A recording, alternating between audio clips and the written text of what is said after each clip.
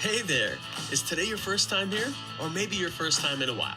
If so, maybe you're wondering exactly who we are and what this church is all about. Well, we'd like you to know that we're a group of ordinary people who are on an amazing journey together, following Christ. Our guide is the Bible because it's the divinely inspired Word of God, and it will never take us in the wrong direction. Along the way, we hope you'll see that we are welcoming and spiritually passionate, and that getting to know you is a big deal to us. We know that the road is rough sometimes, but we'll work really hard to bring you practical and relevant messages to equip and encourage you through life's ups and downs. We want you to know that we care about this community, and we believe that it's our job to make it a better place.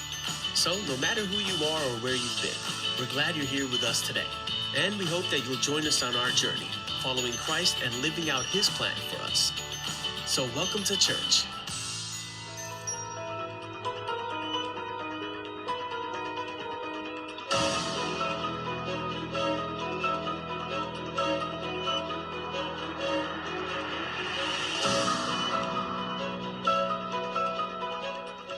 Well, good morning and welcome to Sunday School again on this Sunday morning on this 23rd day of January.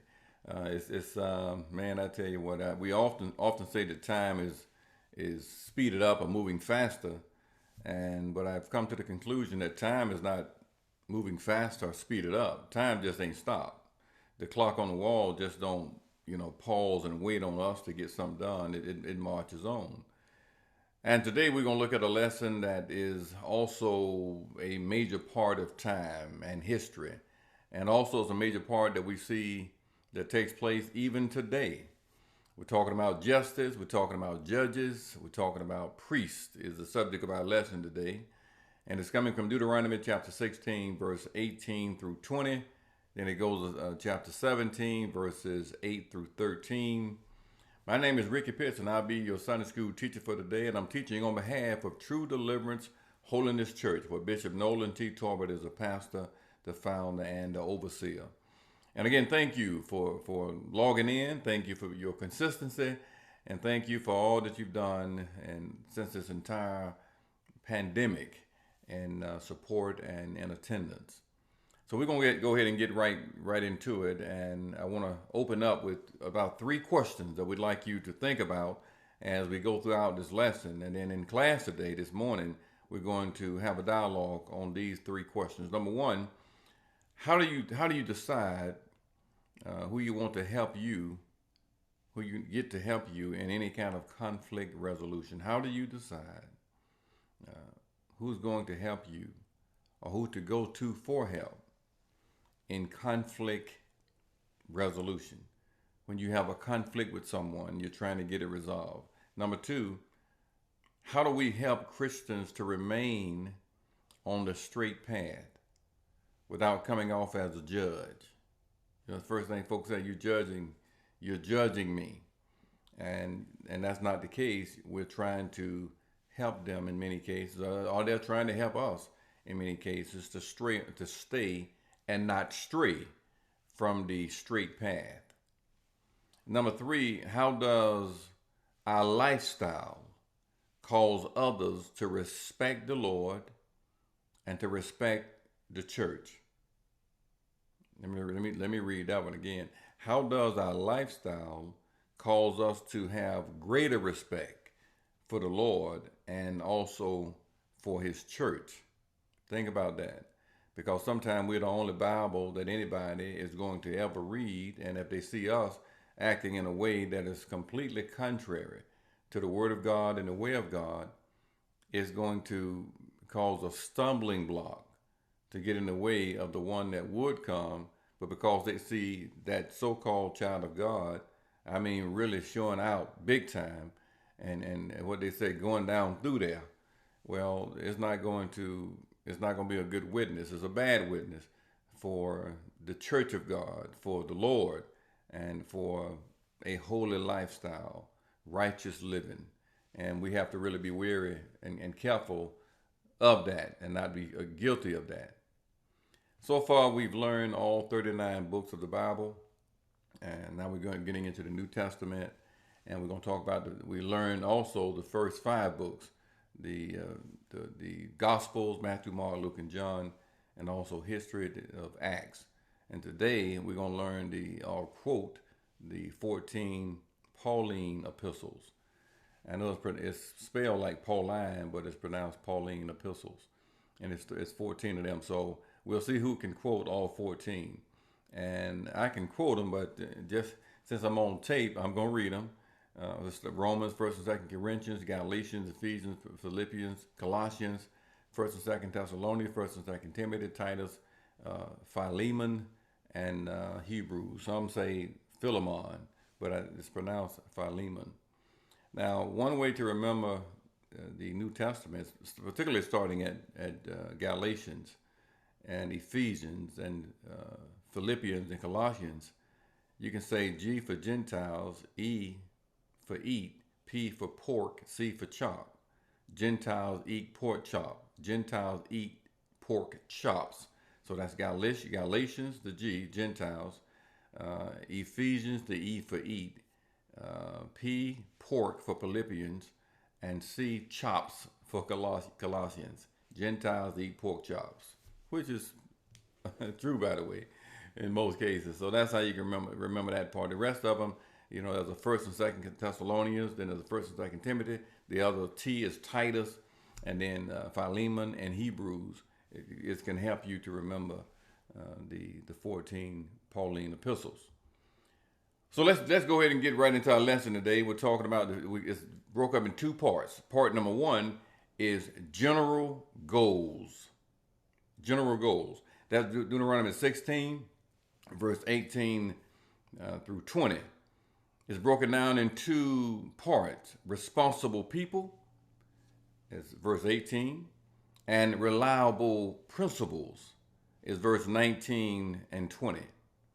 Judges in verse 18, and officers shalt thou make in all the gates, which the Lord thy God giveth thee throughout the tribes, and they shall judge the people with just judgment. Little commentary on verse 18. Judges administered justice, decisions of justice, not just for themselves, but for the people primarily. And the leaders of the community these judges, were so important to justice and to God that they were often mentioned along with the priests and the elders. You read this in Deuteronomy chapter 19 and verse 17, and chapter 21 and verse 2. And then the Bible speaks of the officers. The officers really assisted the judges in leadership and in making righteous decisions as they presented themselves before God. And I know all of us know that anyone in authority, particularly in God's authority, has to present themselves before God. And whether they realize it or not, everything that they do is before God, not just before man. And they are doing things, we all are doing things before God. And it's important to always keep that in mind. And at the time, it speaks of the town gates. The town gates represents the location where very, very important administrative and legal decisions were made at that time. And so these gates then were a public forum where everybody acknowledged the accountability of God's laws. Accountability is not a real powerful word now. Well, and it's not popular nor powerful, but it is necessary. It's still effective if we hold those that we elect and those that are in that position of authority accountable to the things that they are supposed to do, which is to administer justice in an unbiased way. I want you to read Deuteronomy 22 and 15, Genesis 19 and 1, Ruth chapter 4. You've heard many of us are familiar with Ruth, verse 1 and verse 11, and 1 Kings chapter 22 and verse number 10. Then we get into the reliable principles, verse 19 and 20. Thou shalt not wrest judgment. Thou shalt not respect persons, neither take a gift, For a gift doeth blind the eyes of the wise, and pervert the words of the righteous. That which is altogether just shalt thou follow, that thou mayest live and inherit the land which the Lord thy God giveth thee. Now let's look at a little commentary on verse 19 first. We see the word rest. Not R-E-S-T, W-R-E-S-T, rest, refers to twisting. That word refers to misleading. That word refers to perverting or misrepresenting. And this is something that could easily happen and easily be embraced and indulged in by people in authority, because they got so much power and prestige, and everybody's looking up to them and looking to them, that they can easily, somebody could slide something under the table, give them a bribe. They got to be careful. So Deuteronomy 27:19 informs us that those individuals who pervert justice are cursed. And the law just didn't play. You know, we need to really thank God that we're not living under that kind of legal system. But there are still principles that we're going to learn during our time in the Old Testament studies. So please hang with us. So then administrators of justice were not to show, here's the word, inappropriate partiality based on social standing. And there were some cases where seemingly partiality was in a real sense appropriate. When a judge walks into a room now today, all rise. Now you can't say, no, I ain't gonna get up. You ain't gonna be in no courtroom with your hat on and sitting down when the judge comes in. You're gonna stand, because that's appropriate because of his authority and his position as to what he has achieved. And it ain't easy to be a judge. You got to be a sharp individual. You got to be extremely smart. You got to have that, what I guess they call a JD. You got to be able to prosecute and defend, and you have to be able to have done that quite a few times in a way to where you now have developed a certain degree of insight, intuition, wisdom. They also have to be cautious of accepting a gift or a bribe, okay? Because sometimes they borderline, because the reason why it could cloud their judgment. An example of this kind of clouding of judgment were those bad boys that Samuel had, his biological bad boys, and they were appointed as Israel's leaders, and they were more concerned or interested in getting stuff and things and personal gain than they were for the justice of the people and administering the justice of the people. They were bad boys, and they were bad boys of a good man. You know, sometimes people think that good people produce good kids. That ain't always the case. Oftentimes that's not the case. Okay, I ain't gonna.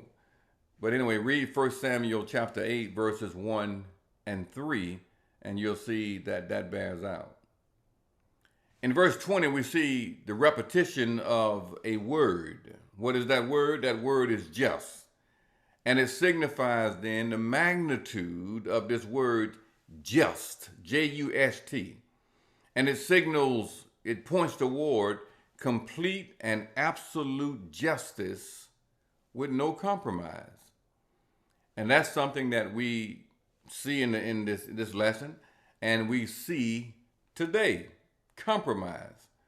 And so then this must be the passion for all of God's people.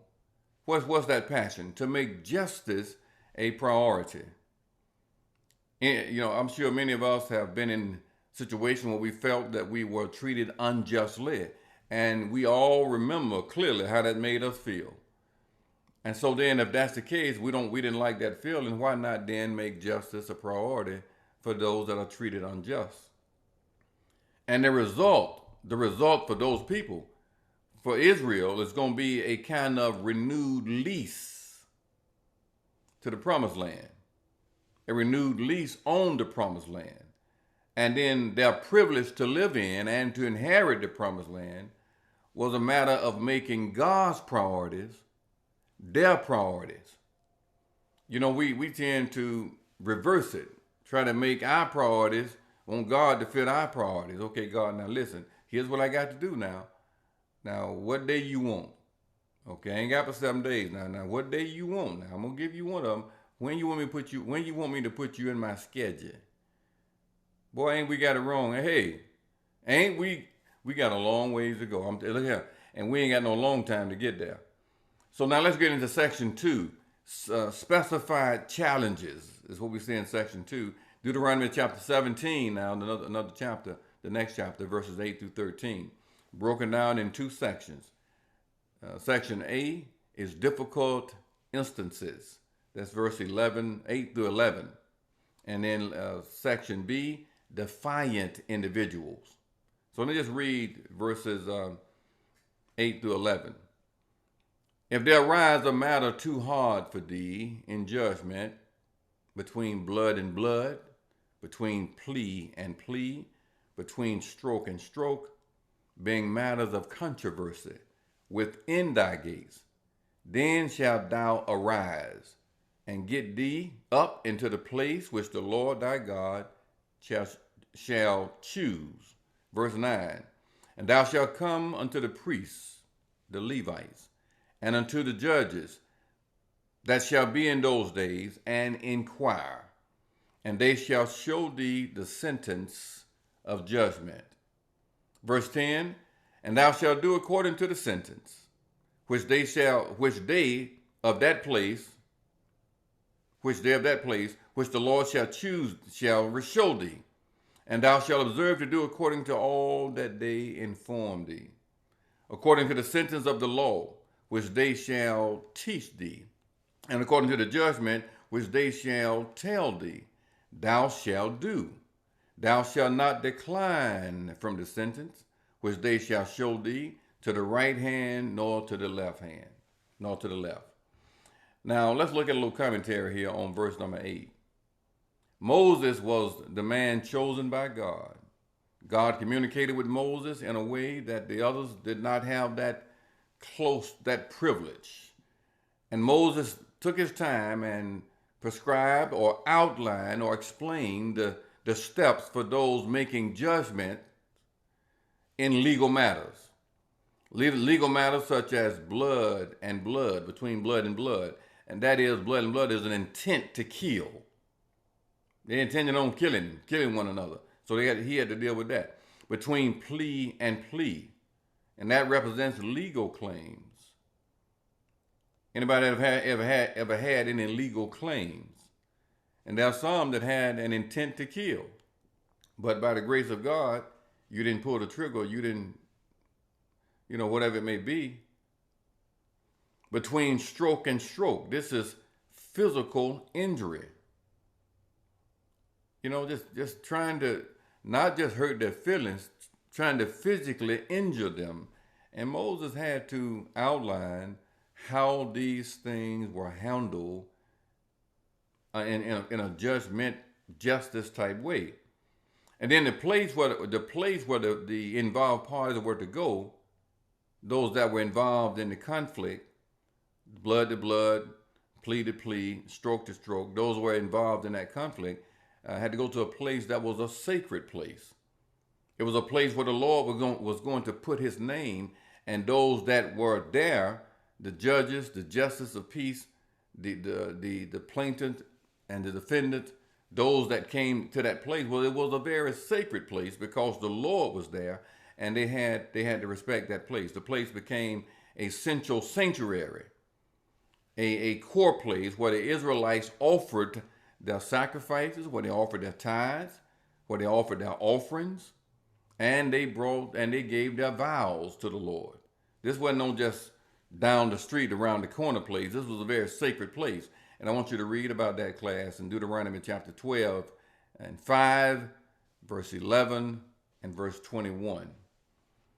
Now, priests were Levites. They were members of the tribe of Levi. And I think Levi was the 4th child of Jacob by his wife Leah. Now, you check me on that, but I think that was the case. And then from Levi came the Levites, and from the Levites came the priests, and they officiated the worship services. Read about that in Numbers chapter 18, verses 5 through 7. And they taught the law of Moses. Read about that in Leviticus chapter 10, verse 8 through 11. And they guided in the proper actions of life and in the proper actions of health in terms of dietary orders and strict eating habits, life and health within the community of God's people. So the Levites had a great responsibility, and they had to have knowledge of the law and the dietary system. And they themselves had to exhibit or display what they taught. Because sometimes folks can't hear what we say because they see what we do. So the involvement then of religious leaders in seemingly non-religious judicial cases might seem inappropriate for us today. But it was not inappropriate for them then. As a matter of fact, I think it's important now. I mean, I'm not a lawyer. I don't know law. I've read some, but I don't know. I obviously enough to practice or give a verdict of anything. But I think leaders need to know, have some knowledge, some outline, and also be involved in the system to some degree. They were, particularly in the civil rights movement, they had to communicate. The preachers and pastors had to communicate with legal counsel because to bring justice to bear, justice on the plane to the table, because in many cases it was not there. So if they did not have that ability, if they they were not able to communicate and receive legal counsel and to know how to communicate against or with their adversary at the time, they would not have brought about the justice that they brought about. But because of the all-encompassing nature of their covenant relationship with God, there was no real distinction then between the sacred and the secular. They had to be able to communicate in both classes, in both instances. The priests and the judges made their sentence of judgment based on their understanding of civil and criminal law. I didn't just say the judges, I said the priests and the judges made their sentence of judgment based on their understanding of civil and criminal law. I ain't got time to really go into this, boy, because if I go into this today, I'm gonna run out of time. Okay, so I'm gonna stop right there on that part. Now, I want to give a little commentary on verse 10 and verse 11. Moses emphasized not casual obedience, but strict obedience. Strict obedience to the sentence of the law and the judgment that was handed down by the judges and the Levites. He said, now, y'all need to do this. So Deuteronomy chapter 5 and 32 charge Israel. And it says in part, observe to do as the Lord your God had commanded you. Ye shall not turn aside to the right hand or to the left hand. So the law was clear that compromise to this legal system, if I could use those words, compromise to what the law says do for the health and welfare of the people, the lifestyle of God's people, was not something that you had the luxury of doing. And we see it in the lesson today. So then this is what's called direct counsel. Just right in the face, just direct counsel. What did it do? It prepared those that were listening with for a solemn warning that if they fail to abide by Moses' guidelines, it ain't gonna be good for y'all. Okay, you don't want to do that.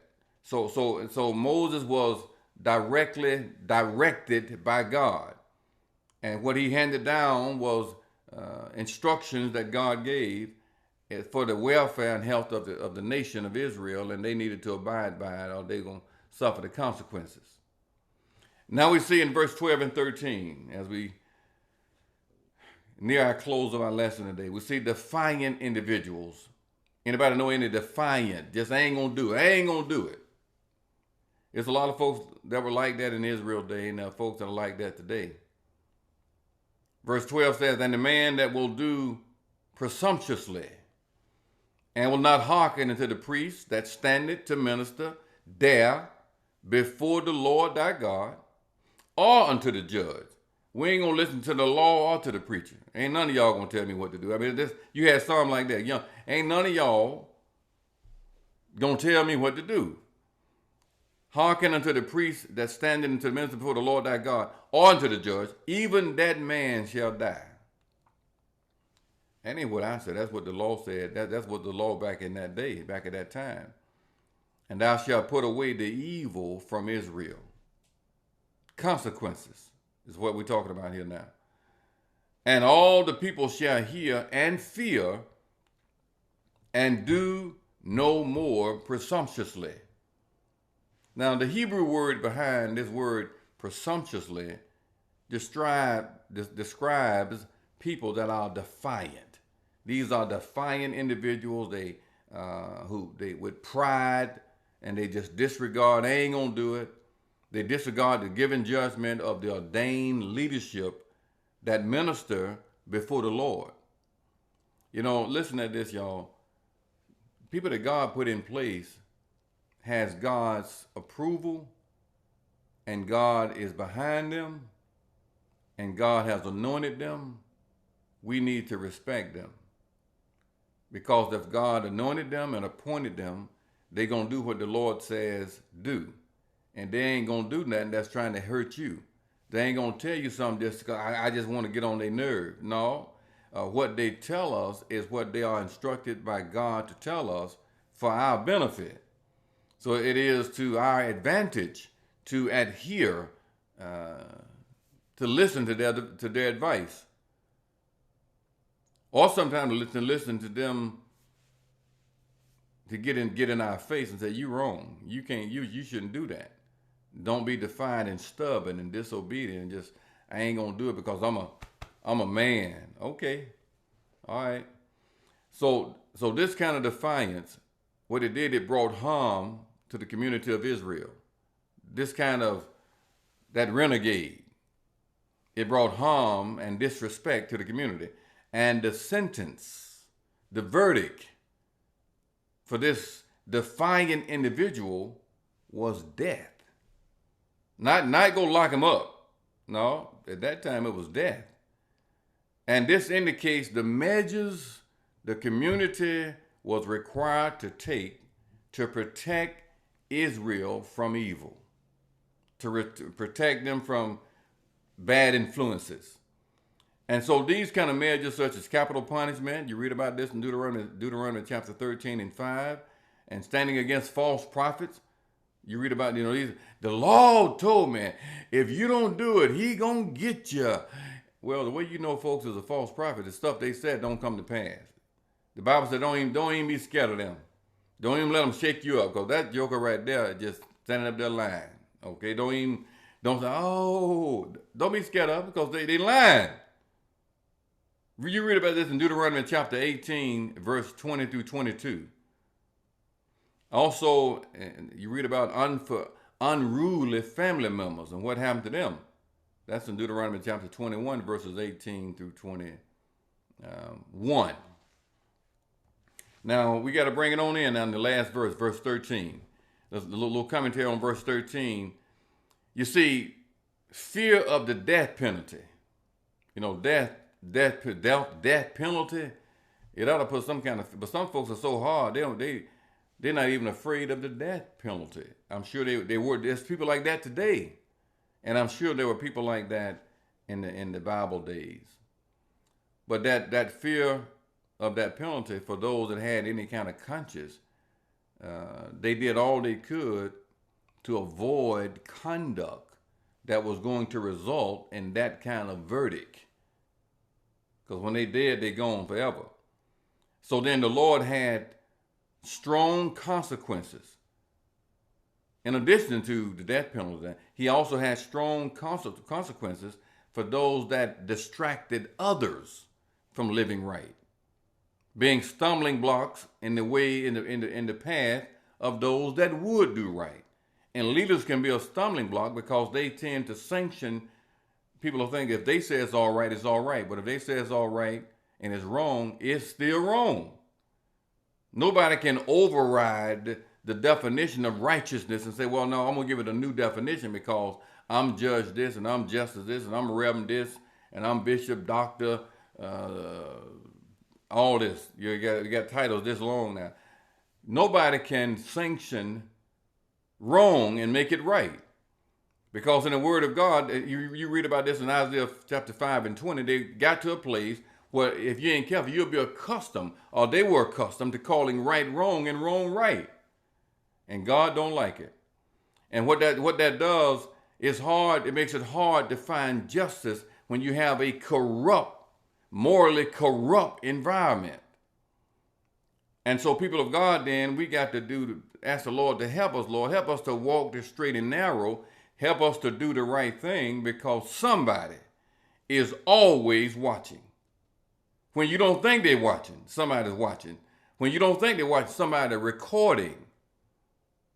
Don't let nobody fool you. Look, we out of time. Hey, y'all have a great weekend, a great rest of the day. We look forward to seeing you again on next Sunday as we dive a little deeper in this subject of judges and justice and righteousness in the Old Testament to help us right now in the time we're living in today. Y'all have a great rest of the day, and we'll see you then. Take care.